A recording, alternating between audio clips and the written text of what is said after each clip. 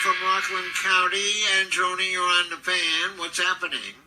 Hey, Schmoozer. This is happy Hanukkah, first of all, and this is an honor. I got to tell you, I've been a fan for a long time, and I'm glad to finally get through. Well, me too. I'm glad you did get through. And listen, it's a two-way street. You're not there, I'm not here. And I hope you're having a decent holiday season, even better than that. What's going on? I appreciate you. Listen, what is it already with the Seinfeld, with the Jerry? I'm hearing a lot of back and forth where there's a falling out. The other night, and I don't mean to cut you off, but I'll tell you, the thing is that, and Sweeney Murdy sent me an email today that very, very funny off of this story I'm about to say. I was surprised when I got a call either yesterday or the day before from somebody who was asking what you're asking and said that he had heard Al Dukes, I guess, on with the... Yeah, so first of all, I can't believe that he even knew that. I can't even remember telling anyone about it. And, well, it's simply said, a couple of years... Well, Al and Jerry are close, from my understanding, aren't they? No? Well, for a lot of years, now I wouldn't say I was in his inner circle. It's a great name to drop. Sure. Yeah, because he called the program, and he co-hosted with me a couple of times. So, but no, I'm not in his inner circle. A nice radio relationship. He was a listener when the fan started, and liked listening late at night, and et cetera, et cetera. Anyway, so the bottom line is, a couple of years ago, I had asked him for Larry David's email. And he gave me Larry David's email. He had let me know that Larry David was a fan of the radio station, and maybe the two of us would be coming down one night. I said, any time, the two would be fine. And so I said, and he gives me Larry David's email. Well, as it worked out with their schedules, we had Larry David on the air, a big Yankee fan, and we talked about the Yankees, we talked about New York sports, and we had a terrific interview. He was very, very funny and very good, and it was a pleasure having him on. And his new season, Curb Your Enthusiasm, was about to start on HBO. All right, to make a long story longer, like only I could do. So maybe a year or two, about 2 years goes by.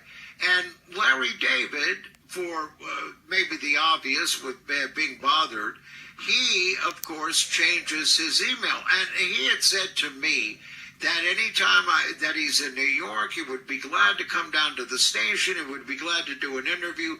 He called me a living doll, which I thought was odd. Of course he was.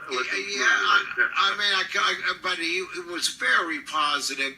We had a good interview. So anyway, about 2 years goes by, and I don't have his new email. So I've got in touch with Seinfeld, and Seinfeld says to me, "That's not what friends do."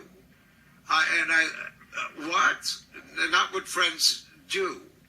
Well, that is what friends do. And he had given me Larry David's email the first time around.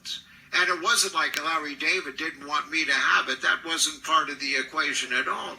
But Seinfeld, for some reason, and I thought, really, it didn't make me mad, but it did hurt. I would imagine. Listen, because I host that's not what... a podcast, a Seinfeld-related podcast. We want to broker this thing for you. Yeah. You and Jerry both come on. We'll talk it out. We'll hash it out.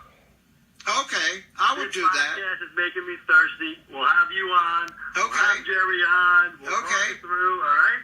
Yeah, anytime. Anytime. All right. Thank you so much, Schmoozer. Okay, for sure. But that's not what friends do. Well, it is what friends do. Now, if he had said Larry David, but Larry David, it wasn't a situation where he didn't want the email. He didn't even know I was even asking for his new email. And so the bottom line is Seinfeld says that's not what friends do. And just like that, cut it off. And my jaw dropped. I couldn't believe what he was saying. So the bottom line is I just let that be, and I didn't really respond to that. This was through an email, And then there was one email he sent me, and we were talking about the Mets. He's a big Met fan, as everyone knows.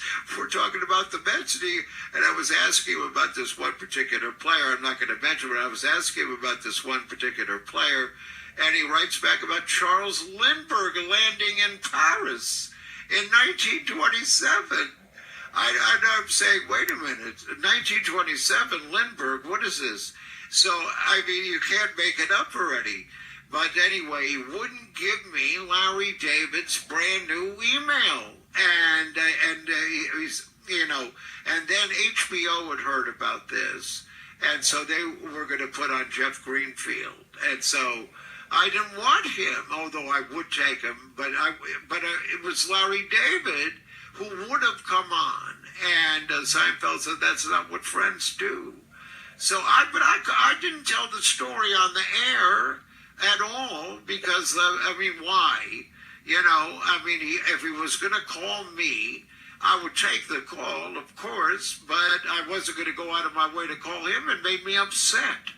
And it hurts. And it made no sense to me since he had given me that's not what friends do.